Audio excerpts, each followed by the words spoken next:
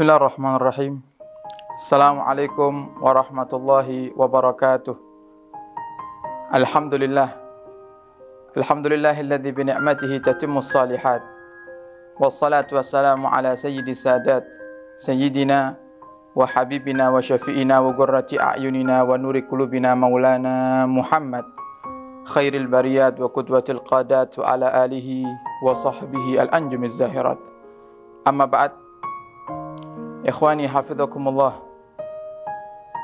Alhamdulillah, Allah subhanahu wa ta'ala berikan kepada kita nikmat. Di antara nikmat yang Allah berikan kepada kita adalah waktul faragh, waktu luang, yang dimana waktu luang ini hendaknya kita buat untuk beribadah kepada Allah subhanahu wa ta'ala. Dan tentunya jika kita berfikir bagaimana kita akan beribadah kepada Allah subhanahu wa ta'ala, jika kita belum tahu bagaimana cara yang diajarkan oleh Nabi kita Muhammad sallallahu alaihi wasallam untuk mendekatkan diri kepada Allah Subhanahu wa taala. Oleh karena itu, ikhwani hafizakumullah, disinilah pentingnya kita belajar menuntut ilmu agama, sebagaimana yang dikatakan bahwasannya belajar ilmu agama itu adalah wajib bagi setiap orang yang muslim. Maka Anda, jika merasa diri Anda adalah seorang yang muslim, maka Anda wajib untuk belajar ilmu agama. Dan dengan ilmu agama, apapun yang kita inginkan akan Allah berikan kepada kita. Terkadang dengan adanya masalah-masalah di dunia ini, tanpa kita sadari sebenarnya Allah subhanahu wa ta'ala sudah siapkan solusi dari setiap masalah yang Allah berikan kepada kita. Di antaranya adalah dengan kita belajar ilmu agama.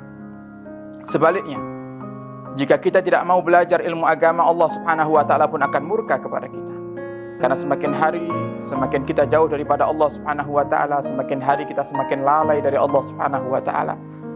Oleh karenanya, ikhwani hafizakumullah, Nabi kita Muhammad sallallahu alaihi wasallam sudah sangat sering beliau mengingatkan kita dalam hadis-hadisnya. Di antaranya yang beliau ingatkan adalah, sayati zamanun ala ummati yafirruna minal ulama wal fuqaha. Akan datang kepada umatku suatu zaman, suatu masa yang dimana mereka umatku lari dari para ulama. Mereka tidak mau duduk bersama para ulama. Mereka enggan untuk berkumpul dengan para ulama. Yang mereka dapatkan adalah sebagaimana Nabi katakan, fabtaliyahumullahu bithalati baliyah. Sehingga Allah subhanahu wa ta'ala memberikan musibah kepada mereka dengan 3 musibah. Yang pertama adalah yarfa'ullahul barakah min kasbihim. Dengan kita jarang duduk belajar ilmu di hadapan guru-guru kita, duduk bersama para ulama-ulama kita, maka Allah subhanahu wa ta'ala akan mencabut keberkahan daripada hidup kita. Allah mencabut daripada keberkahan hasil pekerjaan kita dan bahkan umur kita. Bagaimana kita akan tahu jika kehidupan kita ini sudah tidak diberkahi oleh Allah subhanahu wa ta'ala? Maka bisa kita lihat, bisa kita saksikan sendiri daripada kehidupan kita. Bagaimana jika kita bandingkan dengan kehidupan mereka, para salaf, para ulama di masa-masa lalu. Contoh, dalam segi waktu, Allah subhanahu wa ta'ala sangat memberkahi daripada waktu mereka, para ulama-ulama di zaman dahulu. Sayyidina al-Imam Abdurrahman ibn Muhammad, beliau bisa menghatamkan Al-Quran dalam sehari 8 kali. Sayyidatuna Rabi al-Adawiyah, seorang perempuan yang salehah, beliau bisa menghatamkan Al-Quran dalam sehari 4 kali. Bagaimana dengan kita? Yang mungkin terkadang setahun pun mungkin kita belum pernah menghatamkan Al-Quran. Bahkan mungkin ada di antara kita yang seumur hidup sama sekali belum pernah menghatamkan Al-Quran. Ini adalah salah satu bukti bahwasannya waktu kita sudah tidak diberkahi oleh Allah subhanahu wa ta'ala. Sehingga terkadang di saat kita membaca sejarah-sejarah mereka, kita merasa bahwasannya apakah mungkin seorang Imam Abdurrahman ibn Muhammad yang notabene beliau adalah sama dengan kita, manusia hambanya Allah, bisa menghatamkan Al-Quran sehari 8 kali.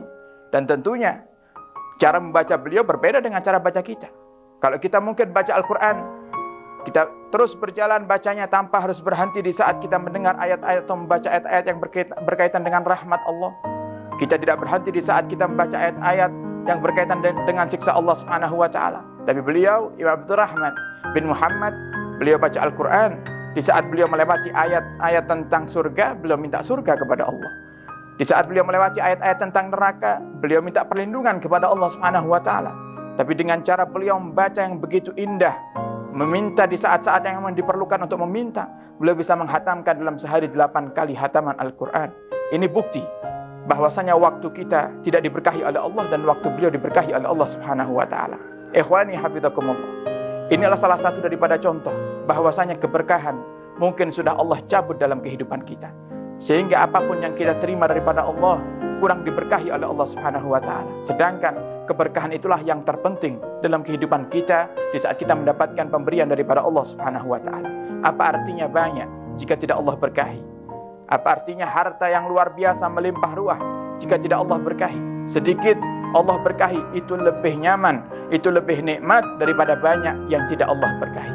Yang kedua, ikhwani hafizakumullah, musibah yang akan Allah berikan kepada mereka orang-orang yang jarang duduk di majelisnya para ulama adalah yusallitullahu alaihim sultanan zalimah. Allah akan angkat untuk mereka pemimpin-pemimpin yang zalim, pemimpin-pemimpin yang tidak adil kepada mereka. Maka mari kita minta kepada Allah dengan wasilah kita duduk di majlis ilmu, duduk bersama para ulama agar Allah berikan kepada kita pemimpin-pemimpin yang adil. Dan yang paling menakutkan, ikhwani hafizakumullah, sebagaimana musibah yang dikatakan oleh Nabi kita Muhammad yang ketiga adalah ditakutkan yakhrujuna minad dunya bighairi iman. Orang-orang yang jarang duduk bersama para ulama, jarang belajar ilmu, jarang daripada mendekatkan diri kepada para ulama, mencari daripada ilmu para ulama, mereka ditakutkan keluar daripada dunia ini dalam keadaan tidak membawa iman, atau yang kita kenal dengan sebutan mati dalam keadaan su'ul khatimah. Na'udzubillah summa na'udzubillah. Apa hubungannya belajar ilmu agama dengan mati su'ul khatimah? Bisa kita lihat, ikhwani hafizakumullah, kesuksesan seorang hamba itu adalah dilihat daripada pungkasannya. Bagaimana kita akan dipandang di mata Allah menjadi hambanya yang sukses, bukan saat ini Allah melihatnya, tapi Allah lihat nanti di akhir daripada kehidupan kita. Apakah kita mati dalam keadaan husnul khatimah ataukah su'ul khatimah? Kalau kita mati dalam keadaan husnul khatimah, maka itu tanda kita telah sukses melewati daripada ujian-ujian yang Allah berikan kepada kita di dunia ini, dan kita tinggal menikmati daripada apa yang akan kita dapatkan daripada Allah, surganya Allah Subhanahu wa taala. Maka tentunya ada hubungan antara husnul khatimah atau su'ul khatimah dengan belajar ilmu agama. Bagaimana kita akan bisa beribadah, bagaimana kita akan bisa mendekatkan diri tanpa adanya ilmu.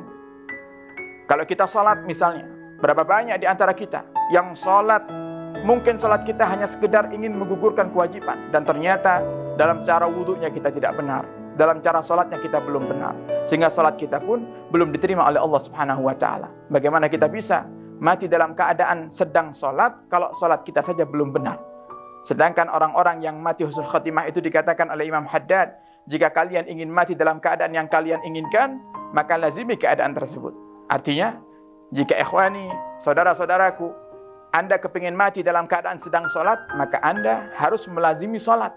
Dan sholat dalam tanda kutip, sholat yang diterima oleh Allah Subhanahu wa ta'ala. Sholat yang menurut Allah benar, menurut syariat dibenarkan dan sah menurut syariat.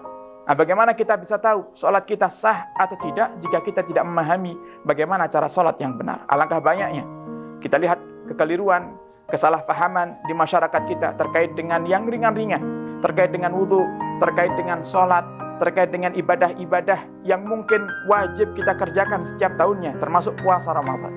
Maka ini adalah bentuk bahwasanya kita jarang belajar ilmu agama yang justru menjadikan kita semakin jauh daripada Allah Subhanahu wa taala. Ikhwani hafizakumullah, apa yang Anda inginkan hidup di dunia ini? Jika Anda ingin dunia, kuncinya adalah ilmu. Anda ingin akhirat, kuncinya adalah ilmu. Sebagaimana Al-Imam Syafi'i, beliau mengatakan, man arada dunya fa alaihi bil ilm. Siapa yang ingin dunia, maka hendaknya dia belajar. Wa man arada al-akhirah fa alaihi bil ilm. Siapa yang ingin sukses nanti di akhirat, hendaknya dia belajar. Wa man aradahuma, dan siapa yang ingin sukses dunia dan akhirat, fa alaihi bil ilm, maka hendaknya dia juga belajar. Diriwayatkan daripada Sayyidina Abdullah ibn Abbas bahwasanya khuyyira Sulaiman, Nabi Allah Sulaiman diberikan pilihan oleh Allah Subhanahu wa taala dengan 3 pilihan. Yang pertama adalah Allah berikan pilihan tahta, kemudian harta, ataukah ilmu. Dan ternyata Nabi Allah Sulaiman alaihi salam lebih memilih ilmu, dan Allah berikan tambahan harta dan tahta kepada beliau. Sehingga sangat kita kenal bagaimana Nabi Allah Sulaiman dikenal dengan Nabi yang kaya raya, Nabi yang memiliki istana yang begitu indah.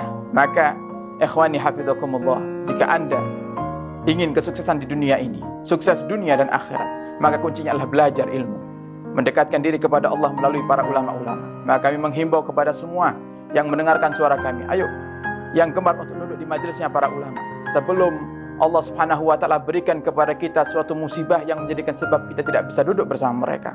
Dan semoga Allah Subhanahu wa taala berikan kepada kita semuanya hidayah agar kita semakin dekat dengan para ulama.